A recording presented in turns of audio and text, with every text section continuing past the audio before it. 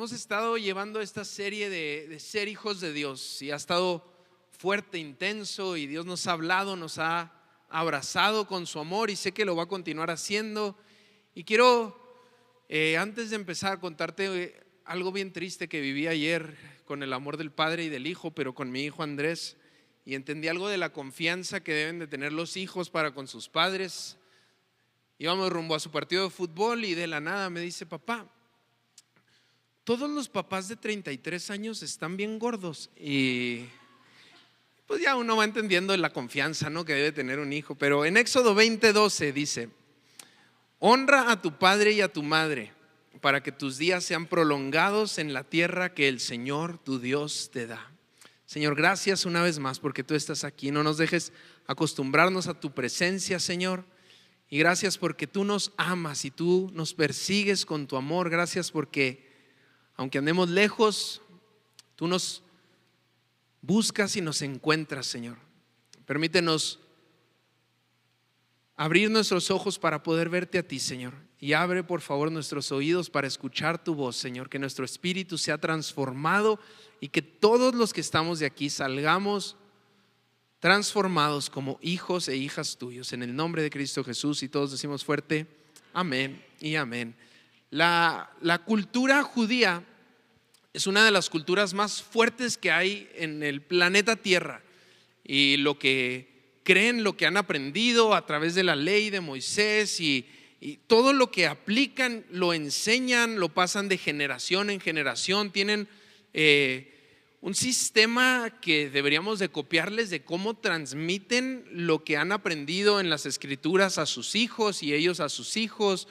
Y es una locura, ¿verdad? Es increíble. Y luego tienen una tradición que me encanta, que una vez al mes se junta toda la familia en una casa, abuelos, tíos, primos, todos los que quepan, y se ponen en un círculo y luego pasan los más chiquitos a hacerle preguntas a los grandes para que pasen su sabiduría hacia ellos, ¿verdad? Pero todo nace de este pasaje de la honra hacia los padres y me encanta. Mi papá siempre nos ha dicho: no hay preguntas tontas, ¿verdad? Y ponen a los niños chiquitos a preguntar todo lo que puedan y luego los papás le enseñan cosas extras. Y es una cultura de pasar de generación en generación, pero entendiendo la sabiduría de los papás o de los tíos o de los abuelos o de los más grandes, ¿verdad? Y todo nace de la honra hacia los padres. Y una vez tuvimos el privilegio de estar allá en Israel, y cuando caminas por donde Jesús caminó, cuando te enseñan la tumba vacía, cuando estás en el muro de los lamentos, todo es impresionante, ¿verdad? Pero me tocó que llegaran unos judíos ortodoxos. Yo estaba sentado, estaba en el muro de los lamentos allá, y yo estaba leyendo mi Biblia, y llegó y fuertemente me dijo todo lo que yo creo que está mal por ser de este lado del mundo, y él me empezó a enseñar todo lo que sí está bien porque es lo que ellos creen, pero son así duros con sus creencias, con su cultura.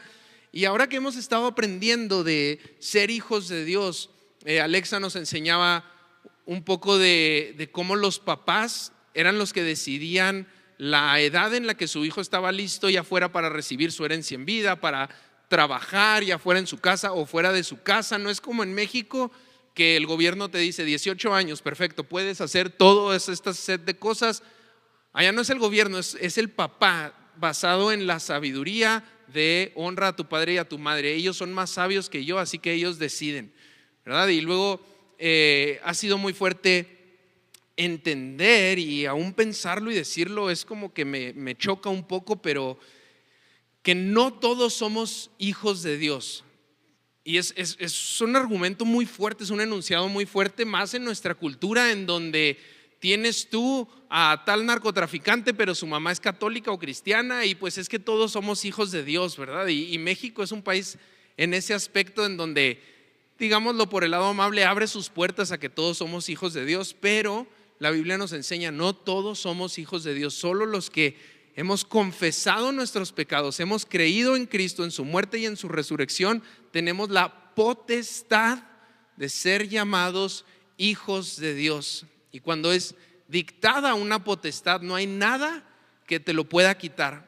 Eres hijo de Dios, eres una hija de Dios, pero es hasta que crees en Cristo Jesús y lo confiesas como tu Salvador, que a través del poder de su sacrificio y resurrección entramos a esta vida en donde ahora somos hijos de Dios, pero el actuar como hijos y sabernos hijos es muy diferente a solo portar el título de hijos. Yo crecí en la iglesia toda mi vida. Mi papá es pastor desde hace más de 40 años, yo tengo 33, entonces no tuve opción. La vida de hijo de pastor yo no la elegí, pero me eligió a mí. Nací a 2 cuadras de la iglesia porque pues es Parral y todo está a 2 cuadras. Entonces mi vida fue la iglesia, la iglesia, la iglesia. Y en esta burbuja en Parral pues yo no podía irme a pecar como todos, porque en 5 minutos sabía mi papá, porque pues Parral es chiquito, ¿verdad? Entonces aún en esta burbuja perfecta, en este ambiente en donde todo daba vueltas alrededor de la iglesia en mi vida, yo no vivía como un hijo de Dios. Yo creí, acepté a Jesús y mi vida continuó básicamente igual que antes, ¿verdad? Y tenía el título, pero no sabía que era un hijo, no actuaba como un hijo. Y después crezco, me vengo a la universidad a Chihuahua, por fin se revienta mi burbuja y me voy a la vida loca y empiezo a actuar como mi vieja naturaleza, ¿verdad? Y un día Dios, por su infinita gracia y misericordia, me encuentra, me abraza, me perdona. Y ahí fue cuando entendí, es que yo soy un hijo de Dios y no puedo vivir nada más mi vida como si fuera una decisión de qué zapatos me voy a poner hoy, el creer en Cristo. Y empecé a actuar conforme a un hijo de Dios, ¿verdad? Y hemos estado viendo en esta serie también de algunas cosas que nos identifican como hijos de Dios. Una de ellas fue el ser guiados por el Espíritu Santo, el estar en constante búsqueda de su Espíritu Santo para que nos guíe en nuestra vida, para que dirija nuestra vida, para que nuestras decisiones no sean basadas en lo que nuestro corazón manda, sino en lo que el Espíritu Santo quiere para nosotros y a través de nosotros. Otra cosa que me encantó fue odiar mi pecado más que el pecado de los demás, porque también en una etapa de mi vida yo me dediqué al ministerio del juicio, ¿verdad? En donde no, pues es que Francisco está haciendo esto y aquello, y yo odiaba el pecado de Francisco y yo hacía todo por él, pero no hacía nada por mi pecado y lo dejaba pasar lo mío, pero lo de él no, porque ¿cómo va a estar actuando así? Y cuando entiendes que eres un hijo de Dios, entiendes que el pecado produce separación entre tu padre y tú. Por eso es que odio mi propio pecado. Y también odio el de Francisco, pero tengo que lidiar con el mío, ¿verdad? ¿Por qué? Porque mi pecado me está separando de mi padre y yo sé cómo vivo lejos de mi padre. Así que odio mi pecado. Hemos estado teniendo un grupo de hombres y hablábamos de renunciar a nuestra vieja naturaleza, a nuestros pecados habituales, llamémoslo así. Y no hablamos de los pecados rimbombantes y de los que ay, pues es que este señor hacía estas cosas tan gigantescas. Hablábamos de lo que, abro comillas, catalogamos como pecados chicos: la envidia, la mentira, todos esos pecados que catalogamos como chicos. Y yo les decía, miren, yo batallo mucho con la envidia y es algo que cargo desde niño. Y creo que nace porque uno de mis mejores amigos pues era hijo único, entonces a él le compraban absolutamente todo lo que quería y yo soy el menor de 4, entonces yo soy el que reciclo todo y me daba mucha envidia desde niño y es algo con lo que batallo hasta ahorita y es algo contra lo que peleo. Pero como soy un hijo de Dios a través del Espíritu Santo y el sacrificio de Jesús, yo fui libre al pecado y ahorita lo vamos a ver más, pero yo tengo que pelear contra mi vieja naturaleza porque yo no quiero estar lejos de mi Padre. Y tú tienes una vieja naturaleza, tú tienes cosas con las que batallas. Un amigo ahí en el grupo de hombres me dice, es que mira, yo te prometo que no batallo con otras mujeres, ¿verdad? El grupo estamos yendo puros casados y dice, yo no batallo con otras mujeres y con tentación con otras mujeres, yo no batallo con amor al dinero. Dios me ha guiado a vivir mi vida dando lo que Él mismo me ha proveído, pero yo batallo mucho con la ira. Y uno pensaría, ay, pues es que esas son cosas chiquitas, pero es nuestra vieja naturaleza, es separación con mi padre y yo odio lo que me separa de mi padre. Y el ser guiados por el Espíritu, no lo veas tanto como ¿a dónde iré a comer hoy? Espíritu Santo, háblame, ¿verdad? Tiene mucho que ver con las decisiones que nos llevan a la separación con Dios, ¿verdad? Y para mí lo único que le pude decir es gracias a Dios, porque uno identificas aquello con lo que estás batallando, porque si no estuviera el Espíritu Santo contigo no identificaríamos el pecado, viviríamos conforme a la carne y hay que seguir peleando contra eso. Y La tercera cosa, hablaba el pastor de la santificación en la que entramos ahora que somos hijos por haber creído en Cristo Jesús. Y en Romanos 6, la reunión pasada dije Lucas, pero me equivoqué, es Romanos 6, vamos a leer del 15 al 23. Dice: entonces, ¿qué? ¿Pecaremos porque no estamos bajo la ley sino bajo la gracia? Y luego en signos de exclamación dice: de ningún modo. ¿No saben ustedes que cuando se presentan como esclavos a alguien para obedecerle, son esclavos a aquel a quien obedecen, ya sea del pecado para muerte o de la obediencia para justicia? Pero gracias a Dios que aunque ustedes eran esclavos del pecado, se hicieron obedientes de corazón a aquella forma de doctrina a la que fueron entregados. Y habiendo sido libertados del pecado, ustedes se han hecho siervos de la justicia. Hablo en términos humanos por causa de la debilidad de su carne, porque de la manera que ustedes presentaron sus miembros como esclavos a la impureza y a la iniquidad para iniquidad, así ahora presenten sus miembros como esclavos a la justicia para santificación.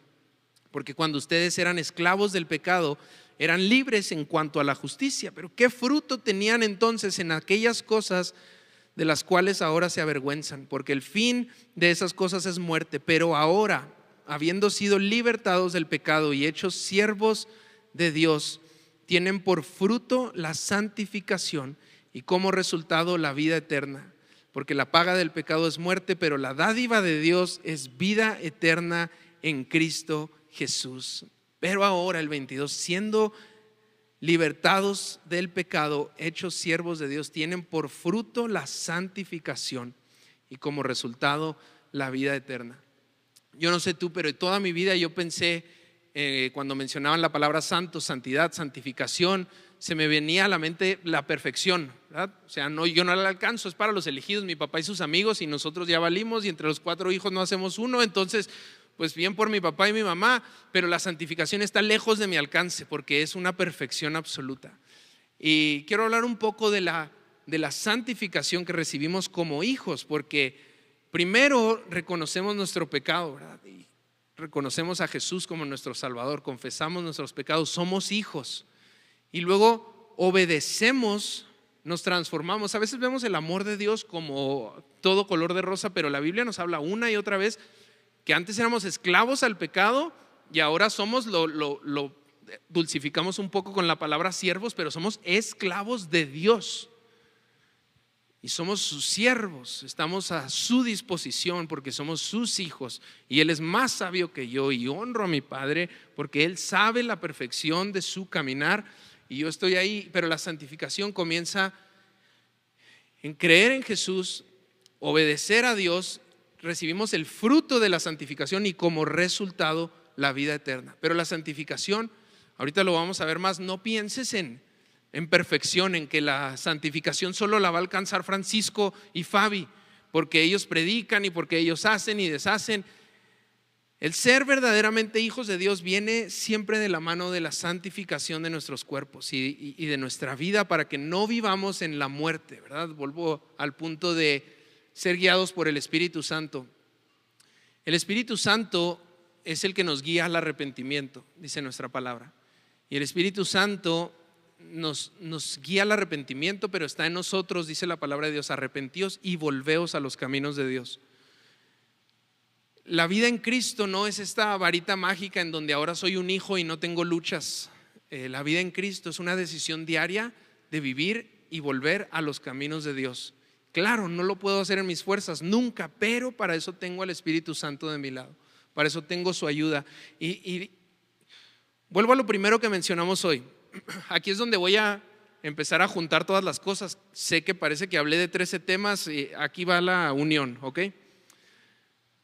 Jesús siempre fue contradictorio a la cultura, al mundo, a las enseñanzas del mundo, lo sigue siendo hoy y lo seguirá siendo hasta que el mundo se perfeccione y estemos gobernando juntamente con Él. Pero la cultura judía, repito, era fuertísima, ¿verdad? Es hasta la fecha, y lo que ellos creen, eso es. Y si tú crees algo distinto, eso no es, y punto final.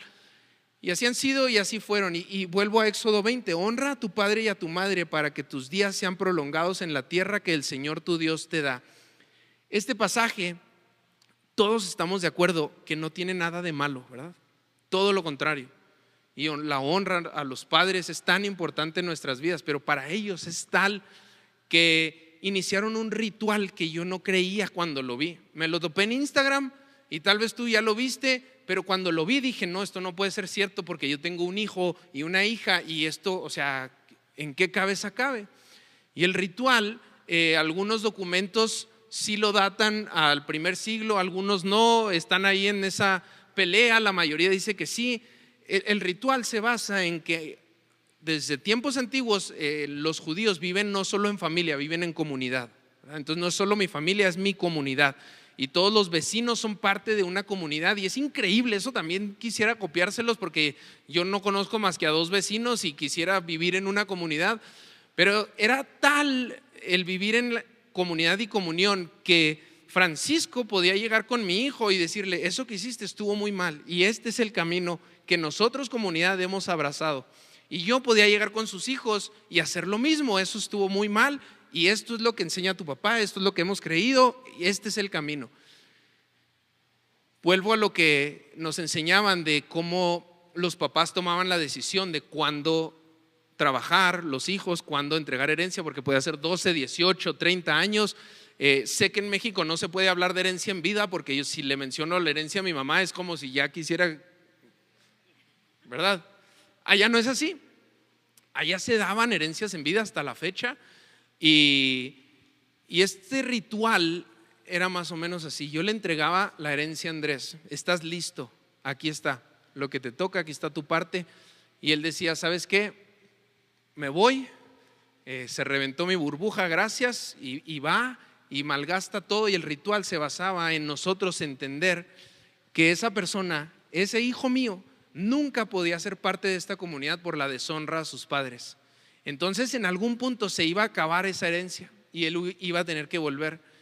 Y cuando nosotros lo viéramos allá lejos volviendo, teníamos que salir corriendo los adultos con macetas de barro y llegar hasta donde estaba él para no dejarlo entrar a nuestra comunidad y romper las macetas en sus pies como un símbolo de que todo lo que él haría no daría fruto, de que el árbol que lo ligaba a mí genealógico se cortó y no es mi hijo y no puede nunca entrar a esta comunidad por la deshonra que él tuvo. Y yo me quedé en shock porque yo tengo 2 hijos, o sea, Andrés puede pegarme, escupirme, lo voy a regañar y va a haber consecuencias, pero desheredarlo, cortarlo de mi árbol, no dejarlo volver a entrar a mi casa, ni siquiera acercarse, ya es otro boleto. Quesaza se llama ese ritual, K-E-Z-A-Z-A-H.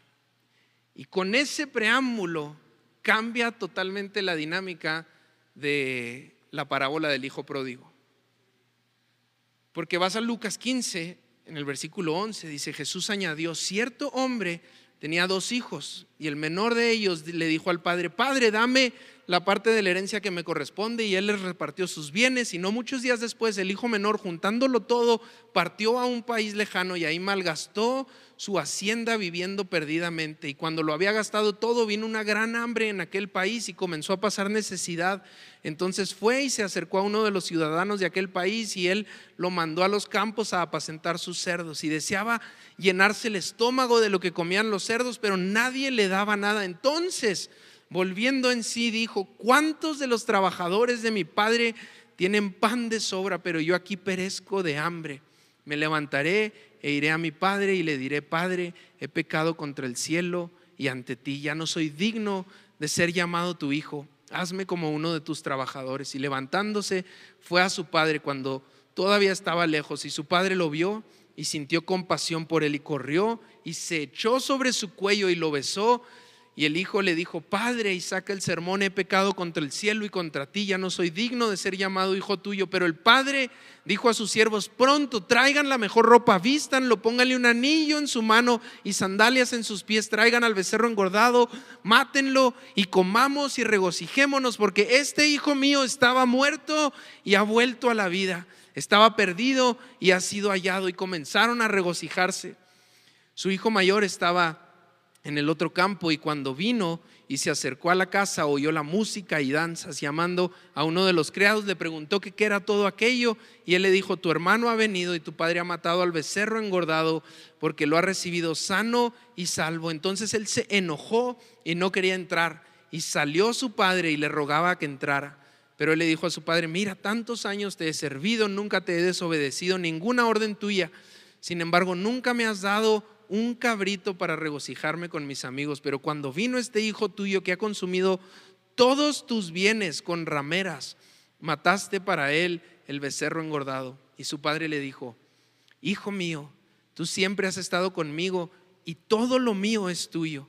Pero era necesario hacer fiesta y regocijarnos, porque tu hermano estaba muerto y ha vuelto a la vida, estaba perdido y ha sido hallado.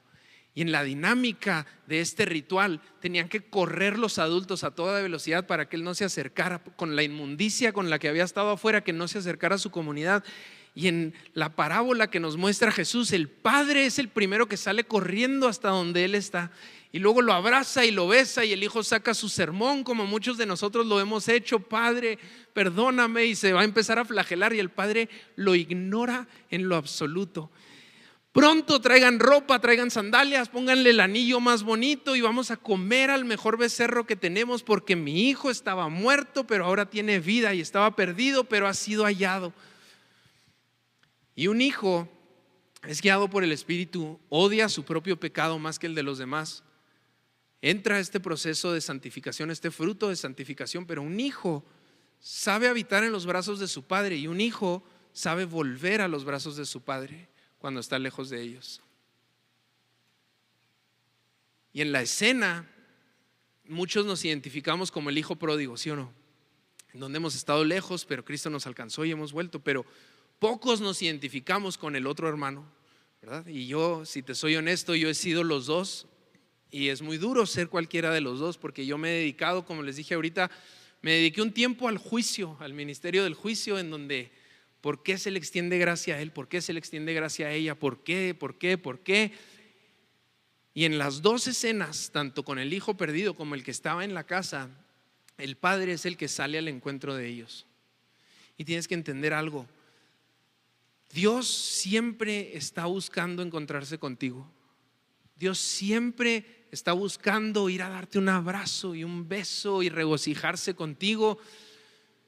Pero la mayoría de las veces o somos el hijo pródigo, que no nos sentimos dignos.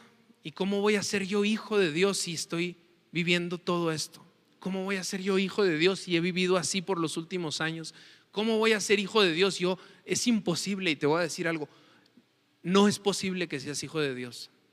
En tus fuerzas no vas a lograr nada, pero a través del sacrificio de Cristo Jesús, todos nuestros pecados pueden ser perdonados, y entonces recibir la potestad de ser llamados hijos de Dios.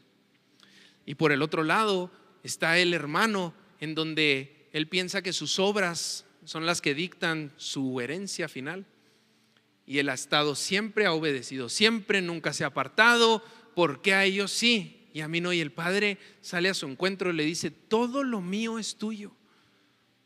Todo lo mío es tuyo, y te estás quejando por un cabrito con tus amigos cuando tengo estos becerros para ti. Pero necesito que vivas como hijo, no como un obrero, porque primero somos hijos de Dios. Pero muchos vivimos las dos rutas: la de las obras y el juicio, y la perdición total como la vivió el otro hijo.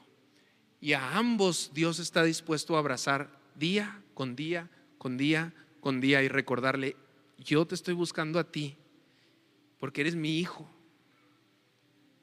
Así que la santificación inicia reconociendo nuestra maldad, reconociendo nuestra iniquidad, reconociendo nuestra debilidad, nuestro pecado, nuestra soledad, nuestra esclavitud al pecado, y luego continúa pidiendo perdón y recibiendo el perdón a través de la muerte de Cristo Jesús. Continúa con la obediencia a nuestro Padre. Tú eres un hijo, ven a mis brazos, y vamos a sus brazos. Pero la santificación es este estado en donde tu deseo es habitar en los brazos de tu Padre.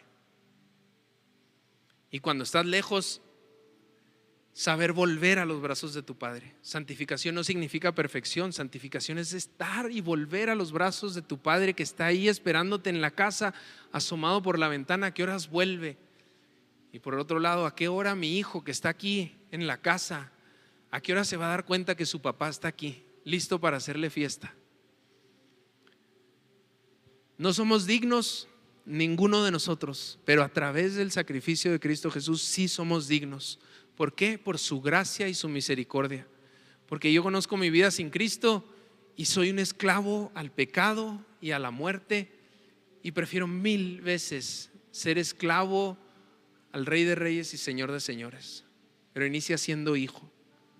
Y hoy hay muchas personas en este lugar que nunca se han sentido dignos de ser llamados hijos de Dios. Tal vez te lo creíste por lo que te dicen tus tías y tus primos, pero nunca te has atrevido a confesar a Jesús como tu Salvador, a pedirle perdón por tus pecados, a decir: yo creo que tú sí moriste por mis pecados y que tú me puedes perdonar. Hoy es el día en donde los hijos de Dios vuelven no solo a casa, sino a los brazos de su Padre. Y tal vez tú estás lejos de este camino, tal vez tú has estado en la casa por años, pero hoy es un día de encontrarnos con los brazos de nuestro Padre llenos de amor. Y ante lo que venga a nuestras vidas que nos quiere separar de ello, pelear en contra de ello y ser intencionales en pelear contra el pecado que yo estoy cargando, y contra la envidia y contra la mentira y contra lo que me separe de mi Padre, porque yo quiero habitar en los brazos de mi Padre, y entonces puedo hacer que otros puedan venir a los brazos de mi Padre. Te invito a que te pongas de pie y que cierres tus ojos, te olvides por unos minutos de la persona que tienes ahí a tu lado, que te olvides un poco de lo que vas a comer ahorita.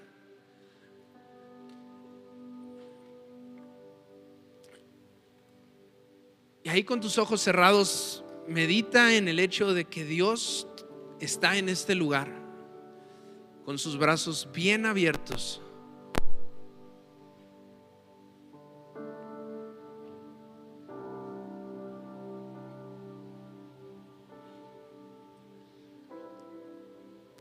Y tal vez tú estás aquí y nunca has confesado con tu boca en voz audible que has pecado contra Dios y que necesitas un Salvador.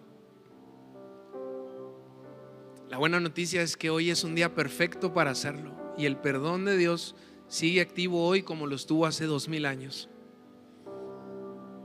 Y si tú hoy quieres que todos tus pecados sean borrados y quieres entrar a este mundo de ser llamado hijo de Dios y tener la potestad de ser llamado hijo de Dios, ¿por qué no levantas tu mano ahí en tu lugar, bien en alto, y se va a acercar alguna persona del equipo ahí a orar contigo?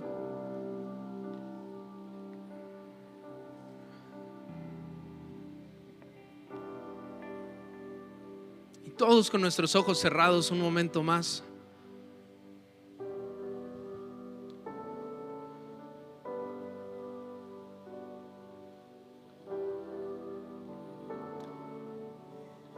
A ustedes que tienen su mano en alto, deja que el amor del Padre te envuelva y te abrace.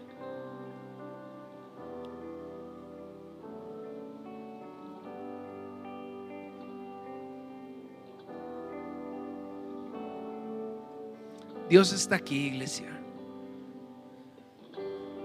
Dios está aquí, su perdón está aquí, su poder está aquí para libertarnos del pecado. Y si toda la iglesia me acompaña haciendo esta oración en voz alta, pero principalmente los que le entregaron hoy su vida a Cristo, y le decimos bien fuerte: Señor Jesús, he pecado contra ti. Fuerte, dile: perdóname todos mis pecados, te necesito. Y luego esto díselo bien fuerte y desde el fondo de tu corazón, dile: yo creo que tú moriste y tú resucitaste y estás vivo hoy y siempre. A partir de hoy, yo soy tu hijo y tú eres mi Padre. Padre, gracias por cada persona que hoy te entregó su vida. Gracias por cada persona que hoy confesó a Cristo Jesús como su Salvador. Hazles saber, Señor, que no hay nada ni en el cielo, ni en la tierra, ni debajo de la tierra que les pueda quitar la potestad de ser llamados hijos de Dios. Hazles saber día con día que tú estás con ellos, caminando con ellos, que tu Espíritu Santo está con ellos y que la sangre de Cristo Jesús los limpió, más blancos que la nieve, más puros que el agua, y que ellos son tus hijos y tú nunca te apartarás de ellos. En el nombre de Cristo Jesús. Amén y amén.